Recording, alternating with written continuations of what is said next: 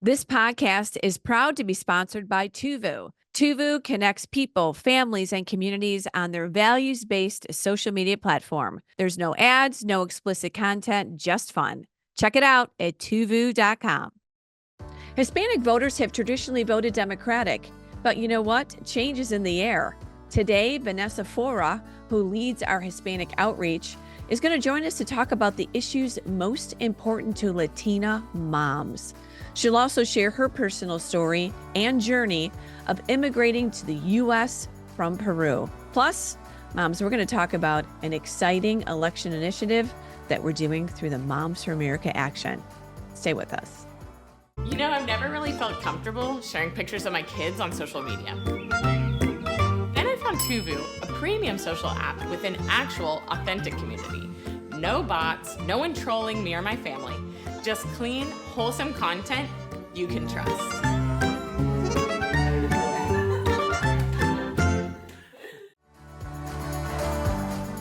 Welcome to the Moms for America podcast. Each week, special guests tackle the issues facing the moms of America today. Discussions include personal stories and advice on how moms can build a strong foundation of faith, family, and freedom in their homes and country. Hi, moms. I'm Debbie Curlitis, your host, and welcome once again to the Moms for America podcast. So glad that you're joining us again this week. We're here sharing inspiring stories, encouraging you, educating you in your journey through motherhood. That's what we do every week here. So, mamas, I always want to invite you at the top of the show to like, subscribe, and share. Please like, subscribe, and share the podcast with your mama friends. Also, if you have an idea or a topic or a suggestion, you can email me directly at podcast@momsforamerica.net. I would love to hear from you. Also, if you have not joined the movement, you need to. And it's very simple. You just go to our website, momsforamerica.us, and join the movement there. We are moms all across the country, uniting, fighting for faith, family, freedom, and the Constitution, right? We need an America here for our children, and we're fighting for that every day. So go ahead, join us, the ultimate support group for moms at momsforamerica.us. We would love to have you as a part of our tribe. Alrighty, on to today's program. Well, it is my great pleasure, and I surely do mean that, a great pleasure, to introduce you to one of our national team members, Vanessa Faura. Well, this lady, she is a dynamo, and we are so fortunate to have her experience, her passion, and her energy as the executive director of Moms for America Action. You are going to love her, and you are going to love her story. She holds 2 master's degrees. She was appointed to the North Carolina Governor's Advisory Council for Hispanic and Latino Affairs, and we're so excited to have her joining us on today's podcast. All right. Welcome, Vanessa. I'm so excited to have you on the podcast because you are just one of our superstars at Moms for America. So welcome, my friend. Thank you. Thank you for having me. I'm thrilled. Wow, we needed to do this for a long time. So I'm so glad because we got so much to talk about. But before we jump into everything, tell us a little bit about your family. You've got a beautiful family. I've met, I don't know if I met your husband or not, but I know I've met most of your kids. Yes, 2 daughters, wonderful girls, Yeah. and a Colombian husband, a naturalized American now. And you guys are in a sunny state and enjoying life, huh? We live in Southwest Florida. It's beautiful out here and very hot.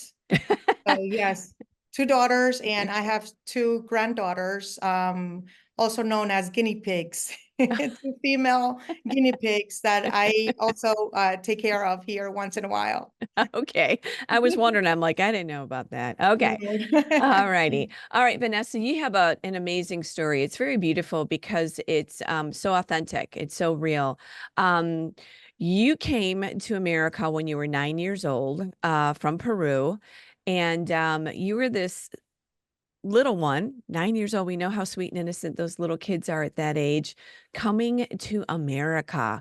Give us an idea of what that was like and your parents' dream for bringing their family to America. Let's start there. Yeah, so I am originally from Peru, and I am the youngest of seven. My parents went through the entire process of petitioning for legal citizenship in the United States or legal residency to be in the country legally. And man, I remember the struggle. It was an array of many different kinds of interviews. We went through an Mm. entire lengthy, difficult vetting process. And it was a process of literally 7 years. And all of my parents' savings, including the selling of my dad's old car, which I adored back then. I couldn't understand many things, but the one thing I did know for sure is that I've watched series, American series like Punky Brewster. I'm aging myself now, but it was just wonderful, right? To see this, and then Vicky the robot. And it was just this idea of America being the land of opportunity, the dream, right? Because my parents talked about it a lot. So when we finally were granted legal residency to come into the country legally, and we did. All my siblings, my parents, and I Wow. were accepted to come into the United States from Peru. And here's 90-year-old Vanessa thinking, oh my goodness, my dream is going to come true. I'm so excited. I'm going to meet finally Mickey Mouse and Michael Jackson. So to me, Michael Jackson and Mickey Mouse lived in the same area, which was the area where my family and I were going to come and live, right? Something similar to what Disney World, Magic Kingdom would be like. That was Wow. what was in my mind. And unfortunately, little did I know, it was January, and we landed in New York. And why New York in January? So Why did they pick that? And because I'm sure this was quite a shock. Yes. it was, and I know my parents weren't ready for the cold and the snow. They knew it was very cold. We had a aunt that lived in New York. Okay. She came back way back in the day when it was not even required to go through vetting to come into the United States. You only needed a visa, which was easy to get. Mm, And she came into the United States to go to school here. And I remember okay. my grandfather, my mom tells me this story. My grandfather would ask her, why would you want to go to the United States? Who wants to go there? But mind you, this is like back in the day, right? So when she came to the United States, she would come visit Peru, and she would tell my mom about how wonderful it was here, it was to live here, and the opportunities that the kids can get, meaning us. And that's Right. how my mom became interested and did the whole petitioning process. Right. Well, landing in New York in January, like you said, if you were expecting, some of the scenes off the American TV series, this was quite different for you. What was Peru like? I just want to, before we leave Peru, what was the culture like? What was it like there? Um, what what was your family's situation like there? Yeah, a middle class family. We lived in the ports, the major port of Peru, the Yeah. coast side, Callao. So about 10-15 minutes from Lima. It's basically just city limits with Lima.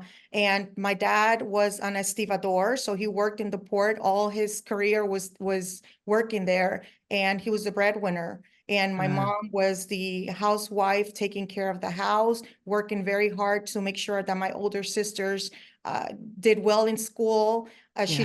She had a side gig whenever, she had the opportunity to travel to neighboring countries like Ecuador, Chile, so that she would buy merchandise there that we didn't have in Peru, like, Mm, like a specific kind of shoes that people would like or be in style back then. And she would bring it to ooh, Peru and sell it to her friends and look at neighbors, that. and family as well. So Peru was just, we lived in a safe neighborhood. It was not the best looking neighborhood. We weren't poor. We were probably like right up there, almost middle class.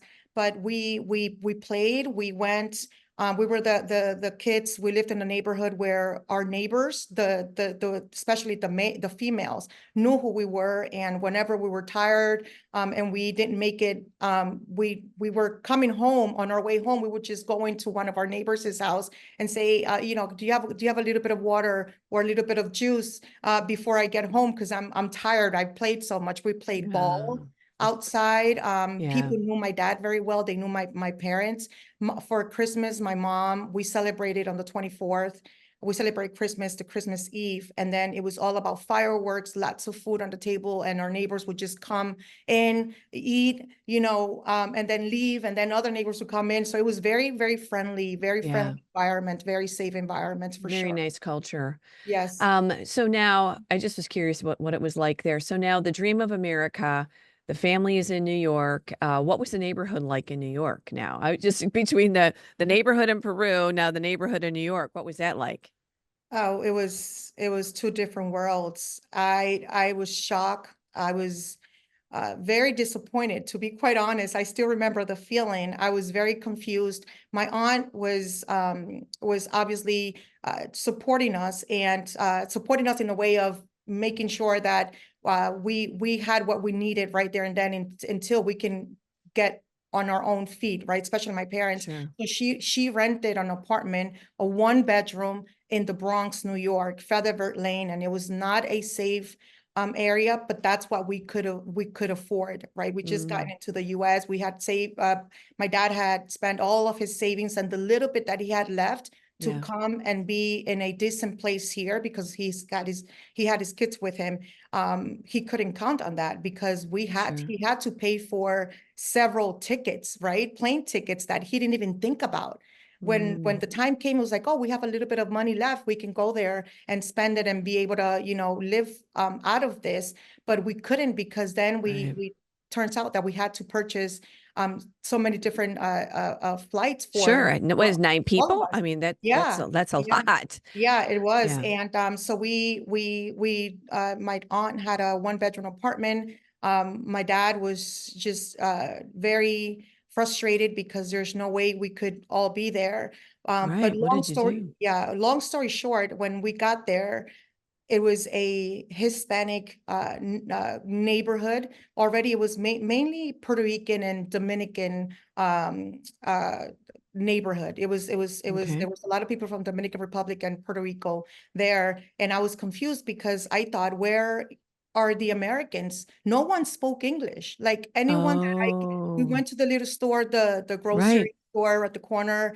Kids sometimes, I went to school with kids that didn't speak English just yet, just like my brother and I, because we were the youngest. We went to elementary school near the building where we lived at, and we lived in a graffiti painted building. The elevator smelled like urine 90% of the time, and it was A lot just. of government assistance there, probably. For Yeah. sure, Yeah. absolutely. So it was very difficult to get used to that, and I was very confused. My dad was a little bit disappointed at first, but we kind of uh, did what we could to Hmm. assimilate to that new world, which we knew then it was not the America we had thought and dreamed about. You had to go search it out then, didn't you?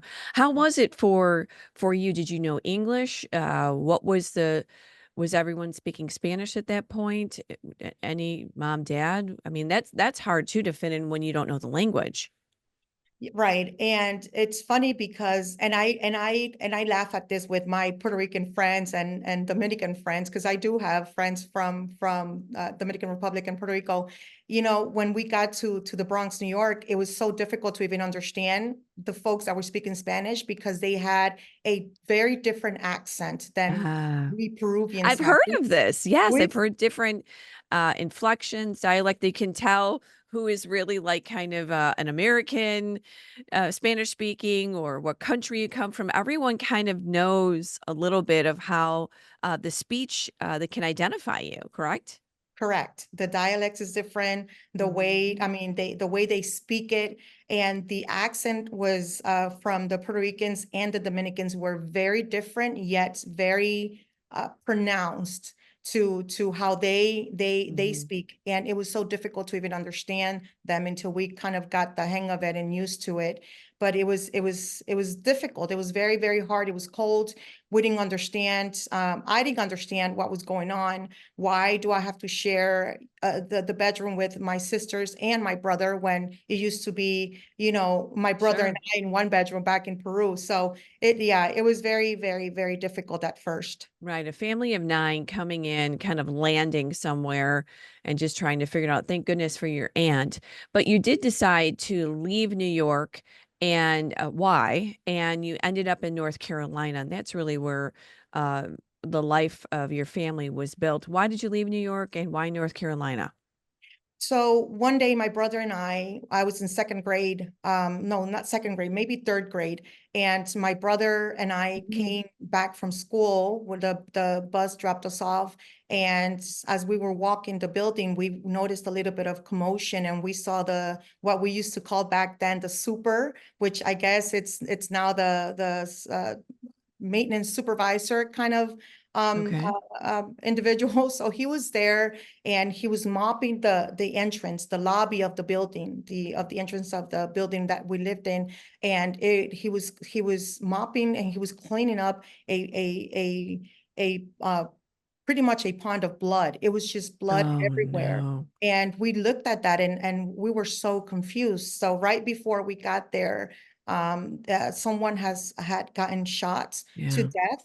And obviously, Mm. fire trucks and the ambulance came. They had already left by the time we got there, but we noticed when he was cleaning it up, and Okay. That was it then.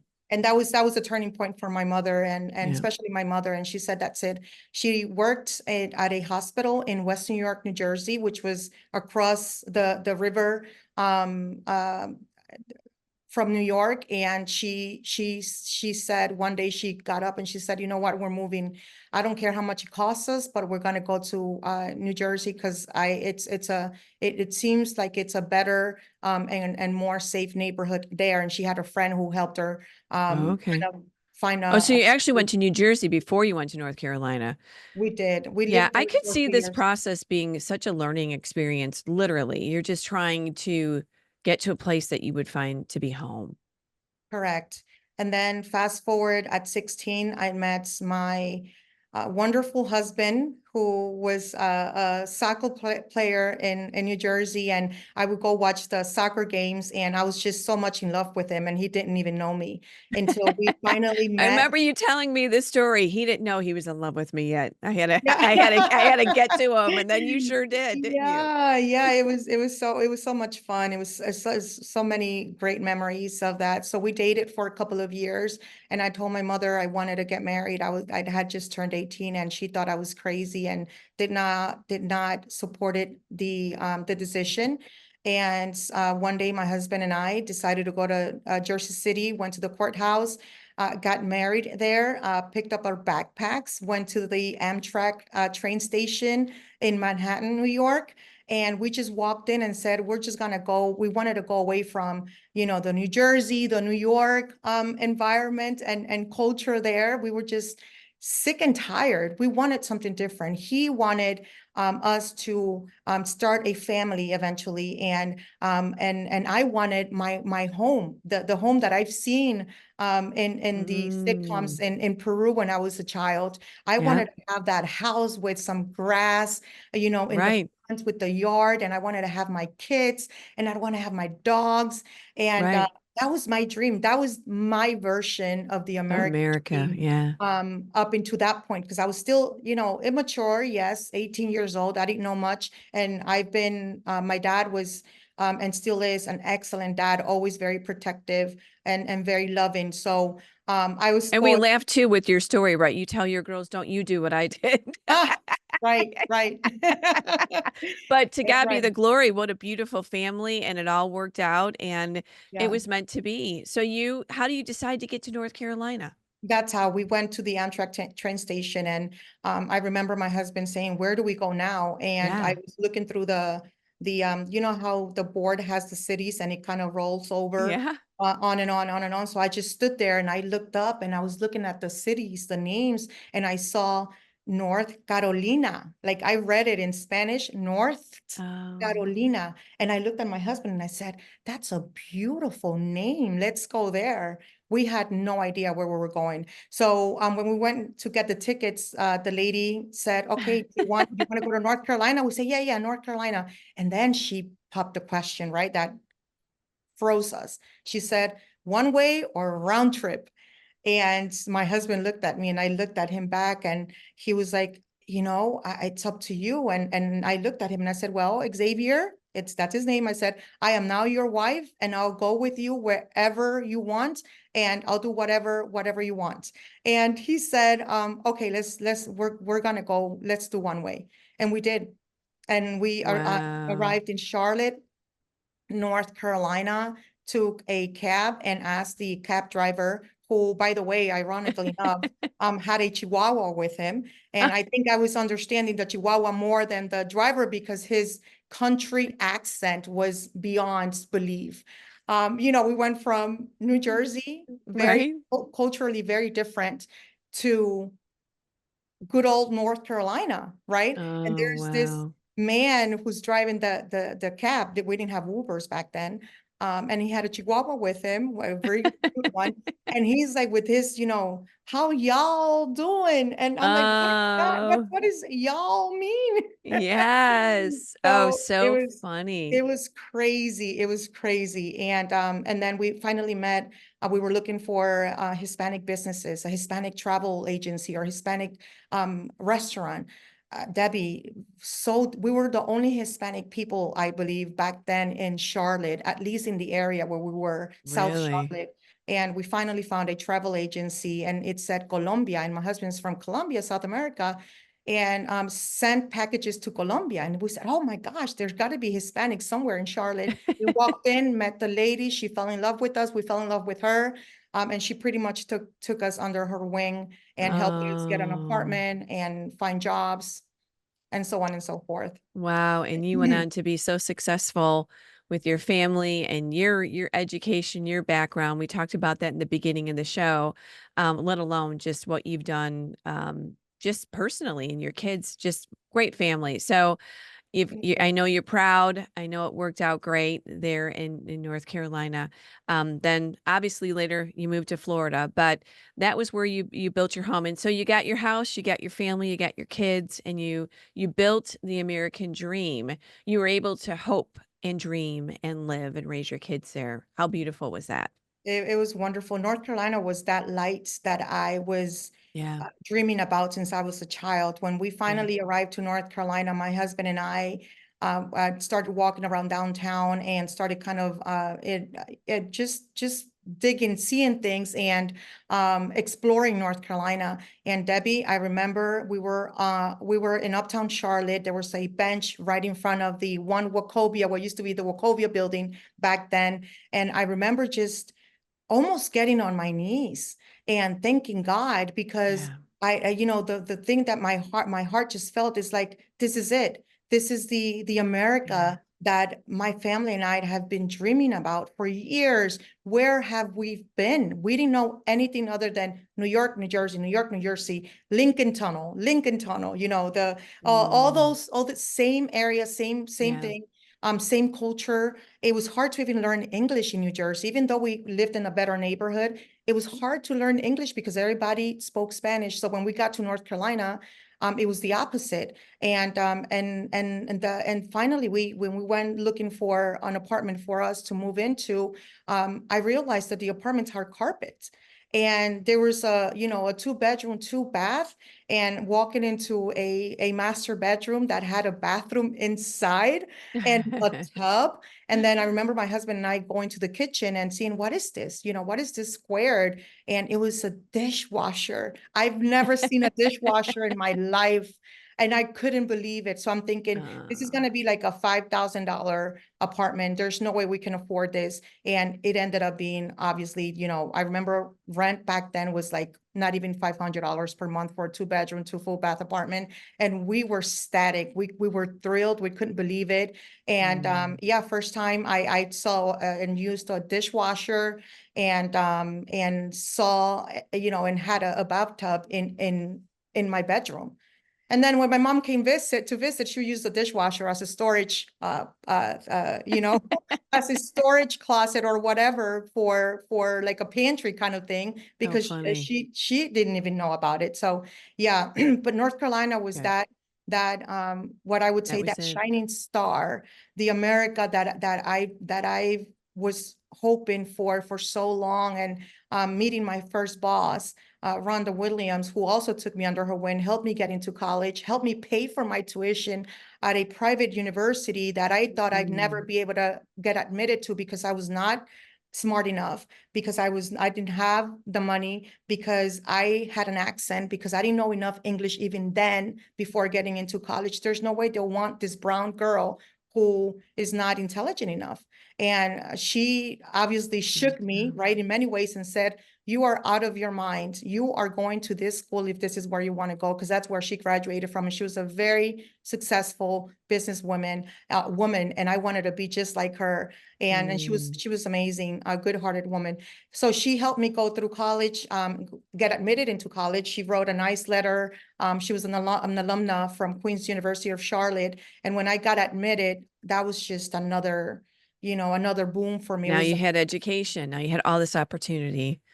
and I started seeing the world from a very, very different and realistic lens. I Mhm. realized that being in America, and not just that, being an American was beyond a gift. It was a blessing, and I Yeah. needed to be able to give back in some way to this great country, because I knew then that I was it didn't matter who, like Condoleezza Rice is one of my favorite quotes. It doesn't matter who you are and where you come from. What Mhm. matters is where you are going in America. And that's exactly how I took life from there on, after getting Right. that education and And seeing citizenship, how right? wonderful. Yeah, Yeah. citizenship at 18. I Yeah. got married at 18. Soon after I got married, I was naturalized to become an American citizen.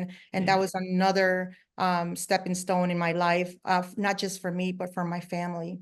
Yeah. I remember hearing that story and how beautiful and how sentimental that was to you. And it was just, you knew America really was, not that I always think when people come from different countries, it's never that they disregard their country, but America is the land of the free. It has opportunities that other countries don't have. We have an amazing constitution that guarantees our rights and our freedoms and our liberty.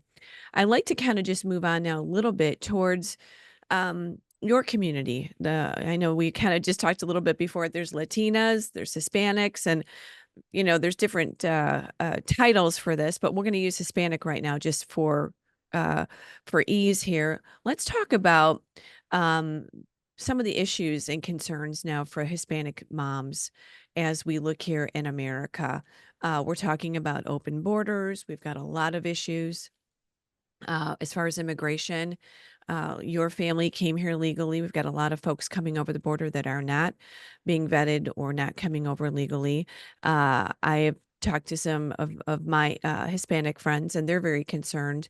They came here legally, just like your family. They put a lot of money, effort, and time into that process. So, immigration is one of them. In general, your views on Biden's open border and the concerns that are coming with that and that's facing America with immigration. From your perspective, an immigrant. Yes, so definitely it's a huge concern, not just the cost of living, but the illegal immigration Yeah. pouring into our country. It's devastating. We worry a lot, especially being an immigrant myself. I understand the need to want to leave leftist policies, right? These people are running away from policies that now Right. this current administration it's pulling through. It's incredible, the lack of information and education. It's keeping people from the real America that's happening, what's happening now in America. I think that there's a lot of misinformation out there. These Mhm. people are desperate to leave their countries, to come to a country where they can find opportunity, prosperity and live their own version of the American dream. Unfortunately, they're doing it the wrong way. That Right. is not the way to do it, because what a lot of people don't realize, especially even themselves, is that when they come into the country legally, in order to continue to survive in the country, in America, they have to continuously break the law.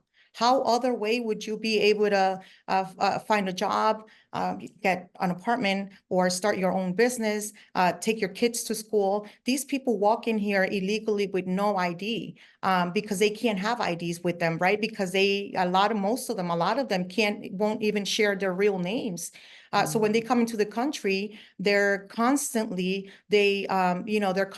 breaking the law with even trying to survive, because they don't have any other choice. But in Right. addition to that, I think that was the illegal immigration from back in the day. Today, we're seeing a Yeah. lot of What's today? criminals pouring into our country. A lot of people coming from countries like that are like beyond broken, like Venezuela, right? Yeah. We know that the left has contaminated Latin America completely, and Mexico, forget it. I mean, it's just becoming a huge issue that we are now worried about our families, our kids, because our kids Safety. are going to school with their kids. We don't know what to expect. We don't know who these people are, and we know better the evil people that are in Latin America, right? We know what Yeah. they're capable of. I mean, We we've don't know who's coming across the seen. border, clearly. We have no idea. And how many millions of folks are coming across the border. And truly, you're not a country if you don't have borders. I was watching a movie the other night, and boy, somebody tried crossing that border. Vroom, they were all up there. Who are you? What's your right? It's like you can't just walk around from country to country and expect that there's not going to be issues or problems or no vetting. Well, ask that to the Central Americans, Guatemalans, Salvadorians, when they even try to dare to come into Mexico to do business, or even move to Mexico, period.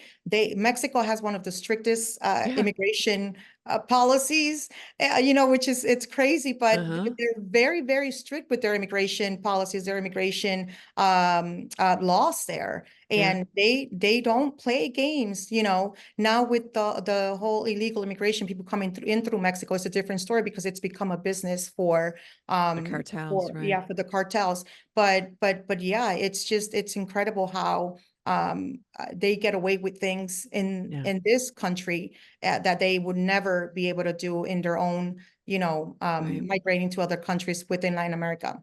Yeah, I've heard so many stories in my own community of, just posses of men walking the neighborhoods at midnight, 1 o'clock, 2 o'clock in the morning with backpacks, no ID. They're just being dropped off in communities all across America. And I remember people trying to tell me, "Oh, these are border situations." It's not border situations. They take everybody from the border, they drop them off in those communities.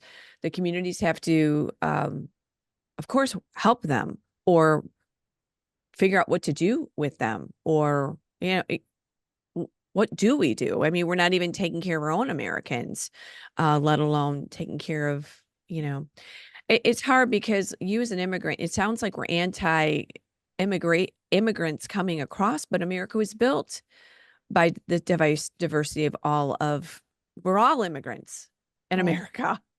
Exactly, we are, and we need to stop thinking of immigrants as a general term, meaning illegals, right? Right.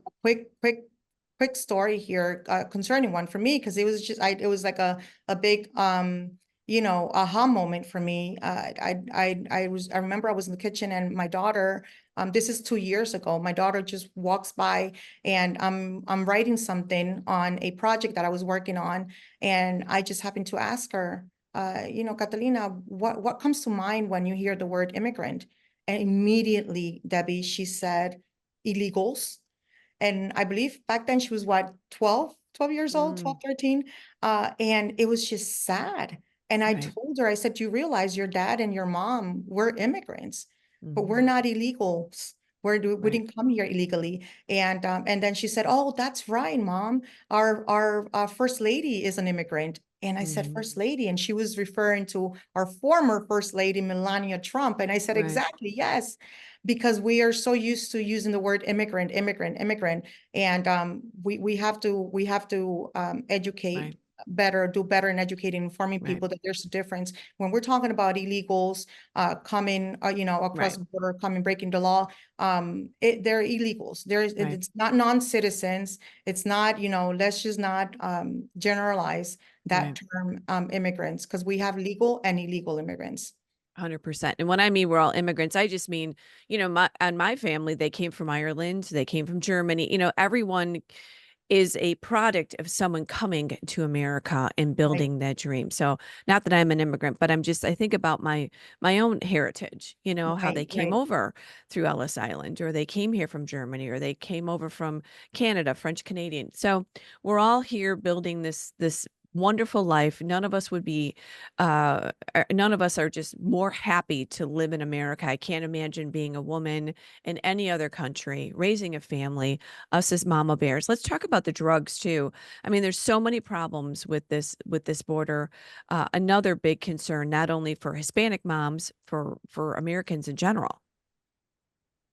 Yes, for sure. So you're talking about the drugs that are The coming drugs pouring coming in from, across, yeah, yeah, it's a huge issue. So because of my role that I have, I come across many different yeah, women from all over the country with the same concern, right? They're concerned because they have kids in schools and right, they know how big of an issue this is, and yeah, they feel that there's nothing they can do. Their hands are tied because right, it's out of control.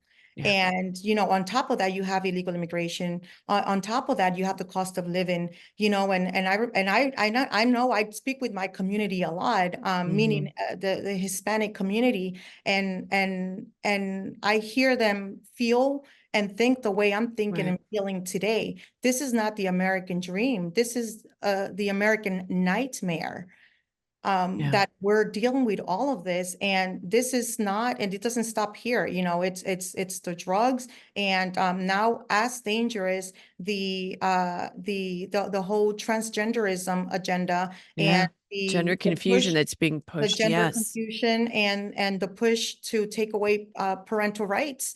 yeah, It's insanity. And one of the things that I think about is too the moms that are even the moms crossing the border illegally, right? I think it's going to backfire in many ways once they find out what this current administration is pushing for. correct. We just now we're seeing the changes to Title IX, what that Right. means, how one single instance of misgendering someone at a school would lead to an investigation on discrimination A and sexual crime. harassment, even on Right. a minor. So Right. if my 15-year-old misgenders someone that looks like a female, and she calls her a she, then Mhm. she can be put on under investigation.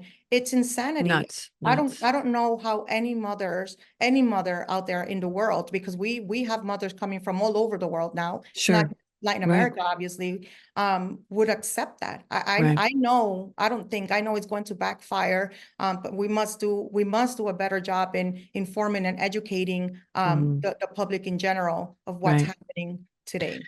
Right on the heels of that, this is exactly what I wanna talk about next is the indoctrination that's happening in America, in our public schools. I kinda just wanna talk a little bit about the fact that, the Latina moms, the Hispanic community, obviously, they come here, they look for this America, they're raising their kids here. I think that they're trusting America, right? They're putting them in the public schools. They don't know that the indoctrination's happening. There's a language issue. There's an education issue. Um, they're in general very conservative, right? These are predominantly Catholic communities, right? For the Hispanic community, they're very conservative, but they've been kind of sold the bill of goods with the Democratic Party that, they're going to take care of them. And then we get this cycle that starts happening. And I want you to talk to that situation that Hispanic families have been voting Democratic, but there's a lot of change coming because America is hanging by a thread right now. And do you think the Hispanic community is understanding that now? They're starting to, and I know that we all know this, that the left has done a good job in messaging to Right. minority groups with simplicity, which is something that I'm with the work that we do, it's something that I'm always trying to push for Right. simplicity in the messaging, and it's very easy, right? It's very easy, but that's what really gets people's attention, and people tend to believe what they hear most of the time, especially if it's coming from elected representatives. But one thing to note here, especially with uh, uh, people coming from other countries that are raised conservative, we are taking for granted, especially with the Hispanic population, Right. that to us, one of the priorities for us is religion. Yeah. The fear of God and the love for God. Hmm. I know both sides is taken for granted. The fact that Hispanics in general, I'd say I would venture to say even probably 99.9% are people of faith, Yeah.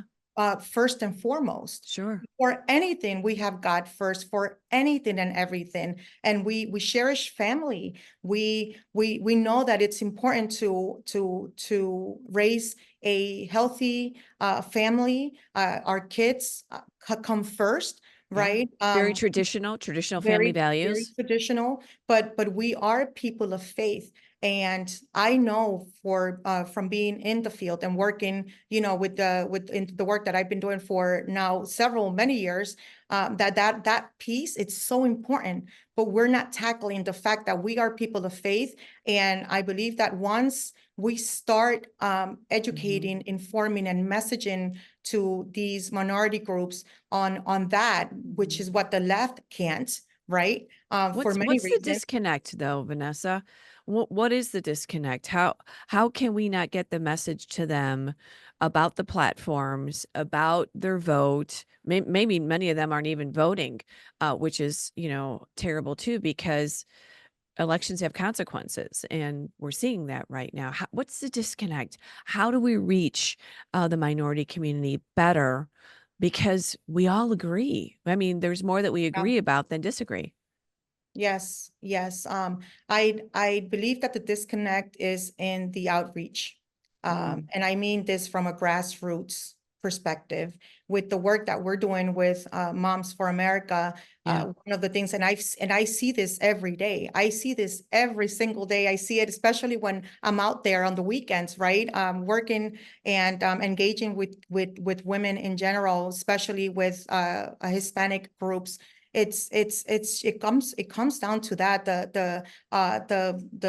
the right, or our side has not been able to manage the three key ingredients that Mm, would bring the message across, and that would make especially Hispanics get it. It's like, okay, I get this. It's three things, and this is what I go by religiously, and it's simplicity, consistency. We need to make sure that we're consistent with the messaging, and that the messaging is very simple, and following up. It's mm, something that once we're done with any election, we just happen to just let go, relax, and then we're after these people, harassing people 3-4 weeks before election, even especially the week of, right.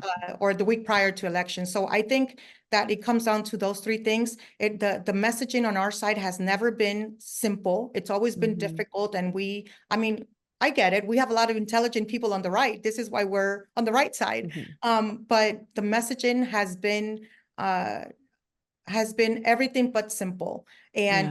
and the consistency has not been there. It's been lost, and the follow-up, Yeah. it's never even happened. Right. So this is why I do the work that I do, Debbie, and this is I why know. I am so committed to making a difference in some way, shape, or form. But my three things I go by are those three things: basically simplicity, consistency, and following up. Okay. We're going to go to break in a minute here, but before we do that, what is your message to Hispanic moms right now? I'd love for you to talk to them personally as a mama, a Hispanic mama to a mama, because this is really of great concern to us. We have a lot of Hispanic in general in our community, and we love them. We love the culture that they bring. But what is your message? And then I'm going to go to break, and we're going to talk about some of the things that we offer. At Moms for America. But what's your message to Hispanic moms? Presten atención. Pay attention. That is it. Pay attention. And when they ask, what do you mean or where? I'd say schools. Your child is being targeted. Your child is being indoctrinated. Your child is being told that it's okay to be put in gyms, showers with someone of the opposite sex. I'll start there. My message to them is that simple, Debbie. Pay attention, because they're not, but we're starting to. Now we're kind of getting it. Once we find out, especially the Hispanic population finds out what the new changes that the Biden administration has pushed for on Title IX, that is it. That it's that simple. But my message to them is pay attention, understand that your voice is beyond important, but it's not if you don't take action. Vote, come out, vote. And if you cannot vote yet, get active. Get with someone who can actually help you learn more or get mobilized, so that they can support candidates that will vote their values and their principles, and especially, the values and principles that made this country the greatest nation on earth. We're losing that. They run away from policies and countries that now this administration is embracing, pushing for and embracing. Yeah. They don't know that. So my message to them again is pay attention. Presta atención. All right, hold the rest of those thoughts, because we're going to talk about some answers and some resources for these moms. We'll be right back with Vanessa right after this break. What kind of America do you want to leave future generations? What do you want America to look like for your children and your grandchildren? Our nation is at a crossroads, and it will be us, the mothers of America, who will determine the future of our country. What we teach and nurture in the hearts of our children and how we vote will make all the difference. If you love God, respect life, honor family, and cherish freedom, then use your voice and be heard. We teach these values in our home. Let's secure them with our vote.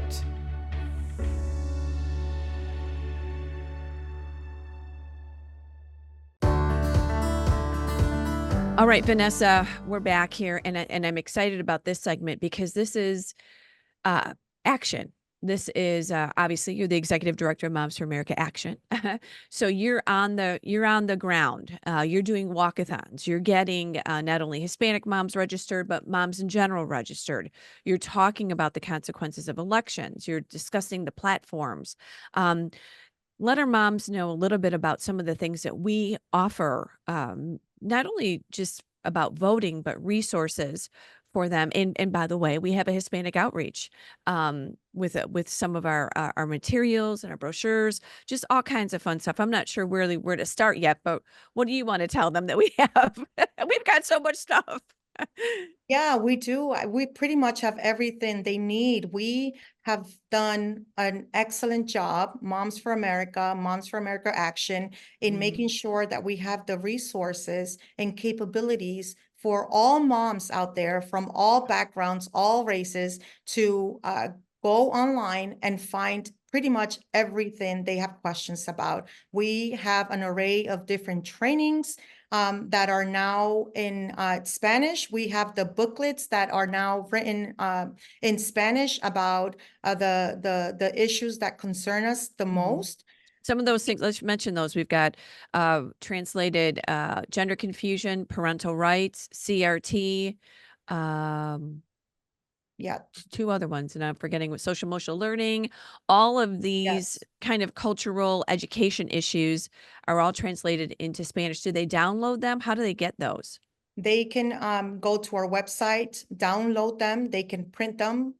They can always reach out to me directly or Tiffany, one of our staffers, and they'll be able to get any kind of direction, guidance if they need it. Because I know some moms are so busy. My goodness, and you know this as well as I do, Debbie. Mothers in this country, regardless of where you come from, we're leading and managing the most important organization from this world, right? And that is the family. Right. So we get Our very home. busy making sure that our families are safe and strong. We're raising kids to be good people, people of faith, and it's difficult to have the time to maneuver to a website and find exactly what we're needing, because everyone it has different needs and want to learn different things and want to get informed in different ways. So if Right. they don't have if they don't have the time or they need guidance or help, they can always reach out to us and we'll make sure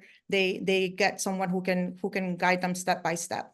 We tell everyone, right? We're the ultimate support group for moms. We cover all issues because all issues are mom issues, from the kitchen table to Congress. So whether there's policy, you work a lot on policy, you work on voting, on endorsements, on educating moms about the process and getting them registered to vote. So where would they find out information about maybe registering to vote? Maybe they've never registered before. Want to tell them about our Mom Vote campaign? Yes, they can go to momsforamericaaction.com and it's mfaaction.com. Correct me if I'm wrong. It is mfaaction.com. Yep. mfa-action.com, and they can find everything there. Mom Vote, we have a lot of information and fun information as well on how you can get involved. We have launched the national grassroots campaign called the Mom Walkathon, which is a fun event where you can bring your grandmother, your mom, your friends and family. Usually we know women everywhere just like to go for a walk. They like to take their pets out there, even walk with their family members, go jogging. Well, this is the opportunity to come together, do that, but do it with a purpose. On your way to your regular walks, we have an amazing app that you don't have to go anywhere else, but even wherever you are, wherever you're used to going,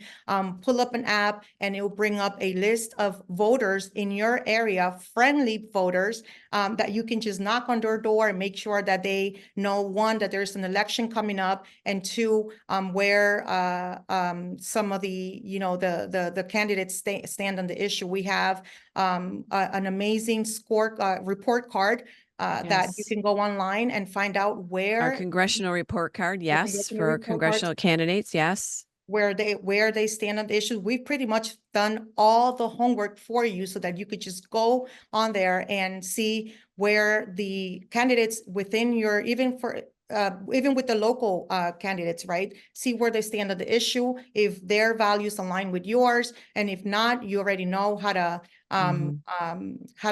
push back on that with your vote. So we have an array of things. The Mom Walkathon has become, or is becoming even every day, more and more popular.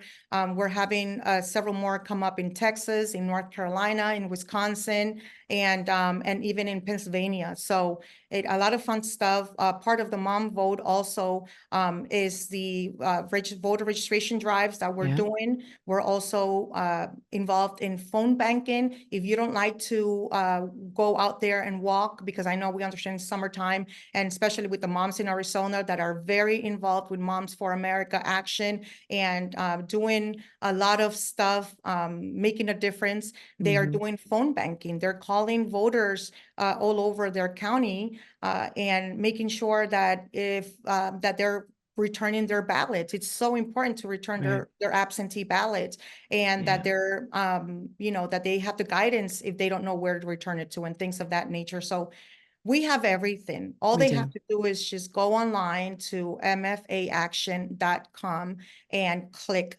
And if they run into any issues, they can always reach out to me or Tiffany at Mhm. tiffany@mfaaction.com or Vanessa at mfaaction.com.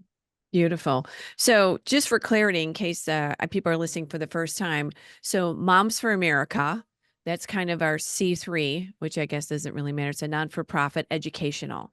So, that is where we have all of our resources, information, podcasts, webinars, seminars, all of that information for you, mom, homeschooling, everything you can imagine. And Yep. then our C4 side, which is our action side, which Vanessa is the executive director of, is a little bit more, I guess, more political. Is that the wrong term to say? It's regarding elections and election integrity and election issues and legislation. And so you can look at for both of them, momsforamerica.us, and then you can hop over to mfaaction.com and check out both our information. But today we just really wanted to talk about the Hispanic community, those moms, your story, the American dream, and how you moms, in order to hold on to the American dream, you have to be voting.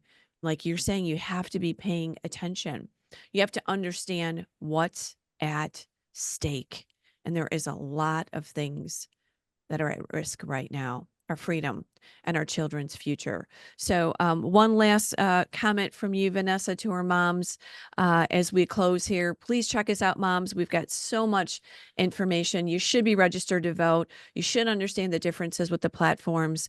Sign up for our mom vote. It'll text you. It'll keep you in the loop about the election. There's nonpartisan voting guides. There's everything on there that would help you make an educated decision. And again, your vote matters. Vanessa, close us out.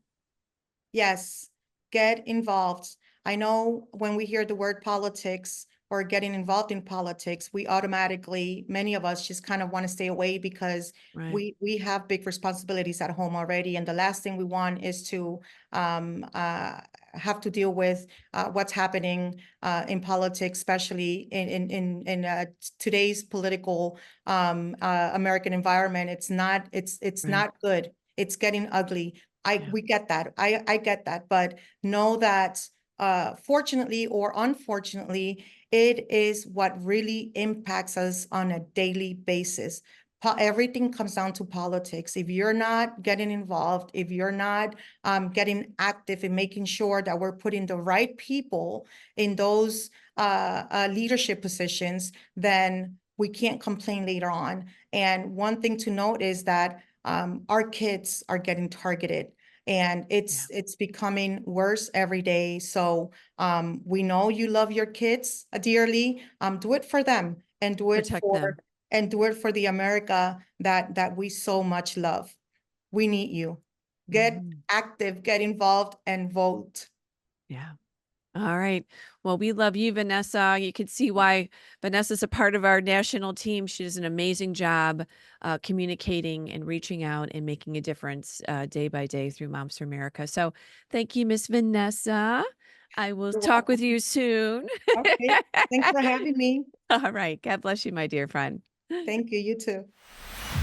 Like I said, I knew you were going to love Vanessa. She is awesome. Again, she gave you her emails, Tiffany's emails, mfaaction.com. Check that out for anything related to election, getting all the information that you need. momsforamerica.us. Stop by there for our educational resources, webinars, seminars, resources, cottage meetings. All of that there is at momsforamerica.us.